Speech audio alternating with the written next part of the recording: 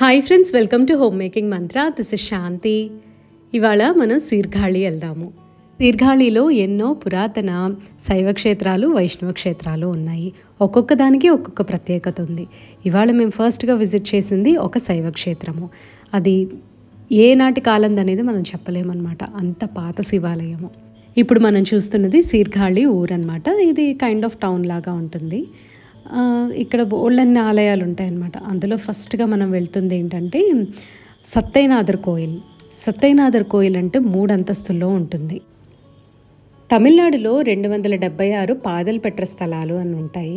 పాదలపెట్ర స్థలం అంటే దేవుడు ఎక్కడైతే ప్రత్యక్షమయ్యి నాయనార్లకే కానివ్వండి లేకపోతే భక్తులని అనుగ్రహించారో ఆ చోటుల్ని పాదలపెట్ర స్థలాలు అని పిలుస్తారు. బ్రహ్మపురీశ్వరర్ కోయిల్ లేదా సత్యనాథర్ కోయిల్ అని పిలుస్తారు కదా. ఇక్కడ వచ్చేసరికి పాదుకల్ని ఫ్రైడే మాత్రమే చూపిస్తారట. ఆ రోజు భక్తులు దర్శించుకోవచ్చు. బట్ మేము వెళ్ళిన సాటర్డే కాబట్టి మేము చూడలేకపోయాము. ఈ ఆలయము 3 అంతస్తుల్లో ఉంటుంది కదా. గ్రౌండ్ ఫ్లోర్లో శివలింగం ఉంటుంది, బ్రహ్మపురీశ్వరర్ అని పిలుస్తారు. మొదటి అంతస్తులో ఉమామహేశ్వరులు ఉంటారు, వినాయకుడు కుమారస్వామి సమేతంగా ఉంటారు. సెకండ్ ఫ్లోర్లో భైరవుడు ఉంటాడనమాట. భైరవుడిని సత్యనాథర్ అని పిలుస్తారు. ఆయన చాలా చాలా పవర్ఫుల్ అండ్ డిఫరెంట్గా ఉంటుంది అనమాట. ఇక్కడ మాత్రము ఆ ఎక్స్పీరియన్స్ భైరవుడిని చూడటము. ఎప్పుడూ కూడా భైరవుడు ఏంటంటే శివాలయ ప్రాంగణంలో ఒక మూలగా పెడతారు కదా, అలా కాదు. ఇక్కడ మాత్రము శివలింగము పైన ఉమామహేశ్వరులు, పైన భైరవుడు ఉంటాడనమాట. మనం అనుకుంటాము ఒకటే ప్రళయం జరుగుతుంది, ఒకటే సృష్టి ఉంటుంది అని. కానీ మనకి తెలియకుండా ఎన్నో ప్రళయాలు ఆల్రెడీ జరిగిపోయినాయి, ఎన్నో సృష్టిలు కూడా జరిగాయి. అది ఒక్కొక్కటి ఒక్కొక్క చోట జరుగుతూ ఉంటుంది. సో అట్లాగా మన పురాణాలు కూడా అలాగే వచ్చాయన్నమాట. ఏదో పురాణాలు నమ్మడానికి లేదు అని కాదు, పురాణాల వలన మనం ప్రజెంట్ని చాలా రిలేట్ చేసుకోవచ్చు, మన లైఫ్ స్టైల్ చేంజెస్ చేసుకోవచ్చు అనమాట. పురాణాలు అక్కడ జరిగాయి అంటే అర్థం ఏంటి? ఆల్రెడీ అక్కడ దేవుడు ప్రతిష్ఠించబడ్డాడు. ఎవరు ప్రతిష్ఠించారు? మునీశ్వరులు, ఋషులు, లేదా ఎవరైనా దేవీ దేవతలు అట్లా వాళ్ళ తపస్సు చేస్తూ ఉండగా దేవుడు ప్రత్యక్షం అవటమో, లేదంటే ఆల్రెడీ ఒక విగ్రహాన్నో లేకపోతే ఏదో ఒకటి అట్లా దానికి సంబంధించి ఒకటి పెట్టుకొని పూజలు చేయటం వలన వాళ్ళని అనుగ్రహించటానికని చెప్పి దేవుడు ప్రత్యక్షం అవటం, ఇలా జరగటం వలన అక్కడ ఒక గుడి అనేది ఏర్పడింది. మునీశ్వర్లు వీళ్ళందరూ కూడా అట్లాగా శివుడు ప్రత్యక్షం అయ్యాక ఇంకా భక్తితో ఆ గుడికి పూజలు చేస్తూ ఉంటే మహిమలు, ఆ పవర్ అనేది పెరుగుతూ ఉంటుంది కదా. కాలక్రమేణా ఏమవుతుందంటే మనం కూడా ఆ గుడిని విజిట్ చేయటము, పూజలు చేయటము. నాయనార్లు ఉన్నారు ఫర్ ఎగ్జాంపుల్, వాళ్ళకి శివ సాక్షాత్కారం జరిగిందనమాట. అంటే వాళ్ళు ఎంతో భక్తితో ఆయన్ని ఆరాధిస్తూ ఆయన కనపడాలి అని కోరుకునేసరికి చాలామంది నాయనార్లకి శివ సాక్షాత్కారం అనేది జరిగింది. సో అట్లా ఇంకొక కొత్త పురాణ కథ అనేది ఏర్పడిందనమాట. పురాణాలు అనేది ఎవరు సృష్టించలేదండి. అది నిజంగా మనం ఇప్పుడు నమ్మి చేస్తే మనకే ఎన్నో రిలేటెడ్గా ఎక్స్పీరియన్సెస్ అనేవి జరుగుతాయి. అప్పట్లో ఆ ఎక్స్పీరియన్సెస్ని పురాణ కథలుగా రాశారు. ఎందుకు నేను ఇంత విడమర్చి చెప్తున్నాను అంటే చాలామందికి ఫేమస్ టెంపుల్స్ అందులో అంటే డైరెక్ట్గా దేవుడు ప్రత్యక్షం అవటము, చాగంటి వారు చెప్పారు, గరికపాటి వారు చెప్పారని ఇలాంటి వరకే తెలుసు మనకి. కానీ తెలియని ఎన్నో గుళ్ళు ఉన్నాయన్నమాట మనకి. వైష్ణవాలయాలు కానివ్వండి, శివాలయాలు కానివ్వండి. ఫేమస్ టెంపుల్స్కి అయితే మనకు ఆల్రెడీ తెలుసు కాబట్టి ఎవరో ఒకరు చెప్పారు కాబట్టి డైరెక్ట్గా వెళ్తున్నాము.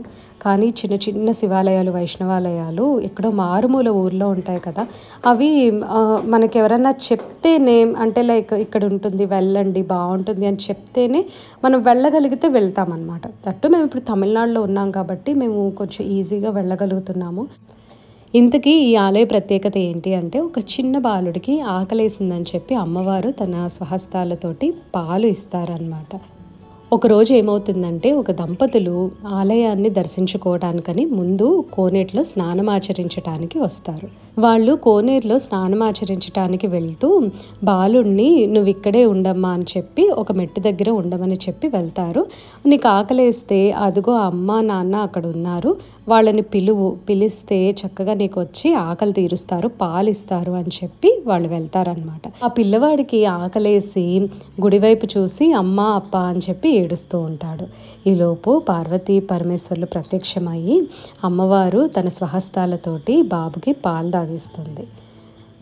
అమ్మ ఆకలి తీర్చింది కాబట్టి మరి నాన్న ఏమి ఇవ్వాలి? అలా వాళ్ళిద్దరు మాట్లాడుకుంటూ ఉండగా, నీ పాలు తాగాడు కాబట్టి నేను జ్ఞానాన్ని ఇస్తాను అని చెప్పి శివజ్ఞానం ప్రసాదిస్తాడనమాట. శివజ్ఞానము ఆ బాలుడికి ప్రసాదించగానే వెంటనే ఏకతాటిగా ఎన్నో పదికాలు పాడతాడనమాట. పదికాలు అంటే శివుడి మీద స్తోత్రం చేయటము. ఇవి తమిళ్లో బాగా ఫేమస్ అయ్యాయండి. ఐ థింక్ మనం తమిళ్లో జ్ఞాన సంబంధర్ నాయనార్కి సంబంధించిన పదికాలు అని చెప్పి మనం సెర్చ్ చేస్తే తను పాడినవన్నీ కీర్తనలు కూడా వస్తాయి.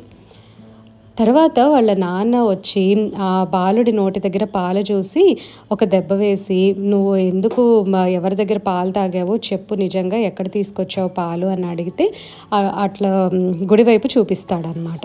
చూపించినప్పుడు వాళ్ళు ఫస్ట్ నిజమా అవునా అని చెప్పి పొంగిపోతారు అండ్ అట్లాగే ఆశ్చర్యపోతారు కూడా. తరువాత వాళ్ళకి ఎలా రుజువు అవుతుంది అని అంటే, వెంటనే పదికాలు పాడతాడు కదా జ్ఞాన సంబంధ నాయనారు, ఇంకప్పుడు ఓకే బాలుడికి శివసాక్షాత్కారం జరిగింది అని చెప్పి వాళ్ళు కూడా చాలా సంతోషపడి ఎంతో కృతజ్ఞత భావంతో ఉంటారు. సో నేను ఎంతవరకు చెప్పగలిగాను స్టోరీ అంతవరకు కూడా నేను మీకు షేర్ చేశానండి. సత్యనాథర్ కోయిల్ యాక్చువల్లీ సీర్ఘాళిలో ఉంటుంది కదా, అక్కడ మాకు హోటల్ దొరక్క తర్వాత మేము కారైకల్ వెళ్ళిపోయాము. యాక్చువల్లీ హోటల్ ఉంది, బట్ దీవాళీ టైంలో ఆ ప్లేస్లో వచ్చేసరికి బాగా రష్ ఉంటుంది. ఒకసారి హోటల్కి వెళ్తే మళ్ళీ బయటికి రావడానికి కుదరదని అక్కడ పోలీసులు చెప్పారు. సో అందుకని మేము ఏంటంటే ఇంకా ఈ ప్లేస్ నుంచి కారైకల్ ఒక 1.5 hours ఉంటుంది, డైరెక్ట్గా అక్కడికి వెళ్ళిపోయాము. యాక్చువల్లీ అక్కడ కూడా మాకు టెంపుల్స్ కొన్ని విజిట్ చేయాల్సినవి ఉన్నాయి. సో సీర్ఘాళి తర్వాత ఎప్పుడన్నా నెక్స్ట్ టైం ప్లాన్ చేసుకోవచ్చు, లేదా కుదిరితే ఒక 2-3 days తర్వాత అయినా వెళ్ళొచ్చు అని అనుకున్నాము.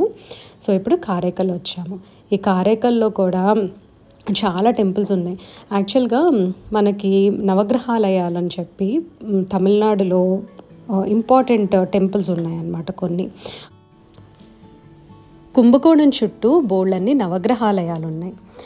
ఇప్పుడు మామూలుగా గ్రహాలన్నీ ఉంటాయి కదండి, కుజుడికి సంబంధించింది, సూర్యుడికి, చంద్రుడు, రాహు, కేతు ఇవన్నీ. సో ఆ పర్టిక్యులర్ ప్లేస్మెంట్స్ ఏవైతే ఉంటాయో కుంభకోణంని సెంటర్ చేసుకొని ఏ ప్లేస్లో రాహు ఉండాలి, ఏ ప్లేస్లో కేతు ఉండాలి, ఆ ఊర్లు వస్తాయి కదా, ఆ ఊర్లో నవగ్రహాలయాలు ప్రతిష్ఠించారనమాట. ఏదైనా సరే గ్రహ దోషాలు లేకపోతే జాతక దోషాలు ఉన్నప్పుడు ఈ టెంపుల్స్ విజిట్ చేస్తే చాలా మంచి జరుగుతుంది అని అంటారు. సో ఇక్కడ శనీశ్వర ఆలయం ఉంది.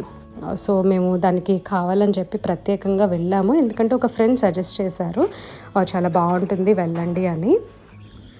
ఈ టెంపుల్ ఎక్కడ ఉంది అంటే తిరునల్లార్లో ఉందన్నమాట. తిరునల్లార్ అనే ఊరు, బట్ కారైకల్కి దగ్గరలోనే ఉంటుంది. దర్భణ్యేశ్వర స్వామి టెంపుల్ అన్నమాట. శనీశ్వరుడు ఉంటాడు, లార్డ్ సాటర్న్. చాలా చాలా మంచిదన్నమాట. ఇక్కడ ఎవరికన్నా ఇప్పుడు దోషాలు అలా పరిహారాలు కావాలంటే ఇక్కడికి వచ్చి అర్చన అది చేయించుకోవచ్చు. ఇక్కడ మీకు కనిపిస్తున్న గడ్డి లాంటిది దర్భలు అన్నమాట. ఒకానొక కాలంలో ఈ ప్రదేశం అంతా కూడా దర్భలతో నిండిపోయి దర్భారణ్యంగా ఉంది. స్వామి స్వయంభూగా ఇక్కడ వెలిశారు కాబట్టి దర్భారణ్యేశ్వరుడు అని పిలుస్తారు. ఇంకా దర్భారణ్యేశ్వరుడు అని ఎందుకు అని అంటారు అంటే, బ్రహ్మదేవుడు సృష్టి కోసమై వివిధ ప్రాంతాలలో తపస్సు చేస్తూ ఉంటాడు కదా, ఇక్కడ కూడా శివుడు స్వయంభూ కాబట్టి ఇక్కడ తపస్సు చేస్తూ ఉన్నప్పుడు దర్భలతోటి పూజించేవాడు. అందుకు కూడా దర్భారణ్యేశ్వరుడు అని అంటారు. విష్ణుమూర్తి, గౌతమ మహర్షి ఇలా ఎంతోమంది స్వామిని ఇక్కడ పూజించారనమాట. ఇది చాలా ప్రత్యేకమైన చోటు. ఇంకా దీని ప్రత్యేకత ఏంటి అంటే అల్ట్రావైలెట్ రేస్ డైరెక్ట్గా ఇక్కడ పడుతూ ఉంటాయంట కొన్ని సమయాలలో. ఇది ఎందుకు అనేది ఎవరు కూడా ఎక్స్ప్లెయిన్ చేయలేకపోయారు, అంటే సైంటిఫికల్గా ప్రూవ్ చేయలేకపోయారు. కానీ ఆ రోజుల్లో ఎలా తెలిసింది ఇక్కడ అల్ట్రావైలెట్ రేస్ కొన్ని సందర్భాల్లో పడతాయి, ఇప్పటికీ పడుతున్నాయి అని చెప్పి ఆ కాలంలోనే వాళ్ళకి ఎలా తెలిసింది? ఇక్కడే ఎందుకు ఆలయ ప్రతిష్ఠ చేసి శనిదేవుడిని కూడా, శనీశ్వరుని కూడా ఇక్కడ ప్రతిష్టాపన చేశారు? అదంతా కూడా మన ఋషులు, మునీశ్వరులు వీళ్ళందరూ తపస్సు ఫలం అన్నమాట. ఈ గుడికి రావటము కంప్లీట్గా అమ్మవారి అనుగ్రహం అండి. మీరు నా పాత వీడియోస్ చూసినట్లయితే కొంచెం నేను సఫర్ అయ్యాను అని చెప్తూ ఉన్నాను కదా, చాలా టెన్షన్స్ తోటి మా హస్బెండ్కి కొంచెం బాగోక అట్లాగా. సో ఒకానొక టైంలో మనం ఏంటంటే యాజ్ ఎ హ్యూమన్ బీయింగ్ ఆ కష్టం భరించలేక ఎందుకు ఇంత కష్టం ఇచ్చావు అని చెప్పి చాలా బాధపడుతూ ఉంటాం మన ఇష్టదైవంతో చెప్పుకొని. నేను కూడా అలాగే అమ్మవారితో చెప్పుకొని బాధపడుతూ ఉన్నాను. అనుకోకుండా మా హస్బెండ్ సీర్ఖాళి వెళ్దాము అని అన్నారు. మాకు అక్కడ హోటల్ దొరక్క వెంటనే మేము ఇక్కడ కారైకల్ వచ్చేసాం. కారైకల్ నుంచి తిరునల్లార్ వచ్చి ఈ టెంపుల్ని విజిట్ చేసాం కదా, పైగా ఆ రోజు శనివారము. ఆ దోషాలు ఏమన్నా ఉంటే పోగొట్టుకోవడానికి అని చెప్పి ఇట్లా తిరునల్లార్ శనీశ్వరాలయం విజిట్ చేసాము. దర్బారణ్యేశ్వర స్వామి అన్న ఈ తిరునల్లార్ శనీశ్వర స్వామి ఆలయం అన్నా సరే ఒకటేనండి. కాకపోతే శనీశ్వరుడు ఏంటంటే పక్కన ఇంకొక ఉపాలయాలు ఉంటాయి కదా, అలా పక్కన ఒక చిన్న ఆలయంలో స్వామిని ప్రతిష్ఠించి ఉంచారనమాట. సో ఇక్కడికి వచ్చి చక్కగా ఇట్లాగా ఏమన్నా సరే పరిహారాలు చేయించుకోవచ్చు. ఇదంతా కూడా అమ్మవారి బ్లెస్సింగ్ అని చెప్పి నేను చాలా హ్యాపీగా ఫీల్ అయ్యాను. అంటే కొంచెం ఏదో ఒకటి మనకున్న కష్టాల్లో ఉపశమనం అనేది దొరుకుతుంది ఇలాంటి పరిహారాలు చేయించుకోవటం వలన అనిపించింది. పరిహారాలు అంటే ప్రత్యేకంగా చేసేదేం లేదండి, లైక్ కొన్ని పూజలు ఉంటాయేమో నాకు తెలియదు. నేనైతే ఈ జాతకాలు చెప్పించుకోవటాలు అలాంటివి కొంచెం నాకు ఇంట్రెస్ట్ ఉండదు. సో అందుకని నేను ఎక్కువగా అమ్మవారి మీద డిపెండ్ అయిపోతూ ఉంటాను అనమాట ఏ విషయానికైనా. సో ఆవిడ దారి చూపిస్తుందని ఒక గట్టి నమ్మకము. అందుకని నేను ఈ గుడికి వచ్చాను కాబట్టి ఇక్కడ అర్చన అది చేయించుకోవచ్చు స్వామివారికి, శనీశ్వరుడికి. సో ఒక బ్యాగ్లో బ్లాక్ క్లాత్, ఆయిల్ అవన్నీ పెట్టిస్తారు. అది మనం పంతులు గారికి ఇచ్చేస్తే ఆయన పూజ చేస్తారనమాట. ఇంకా కొన్ని ఉంటాయి, కోనేటిలో స్నానం చేస్తారు, బట్టలు అవి వదిలేస్తారు, అవన్నీ చెప్తారు కానీ నాకు అంత ఐడియా లేదు. అండ్ మాకు ఎక్కువ టైం కూడా లేదనమాట. సో నేను ఎంతవరకు అయితే చేయగలిగానో అంతవరకు అయితే చేసి ఆ రోజు చాలా హ్యాపీగా దర్శనం జరిగింది.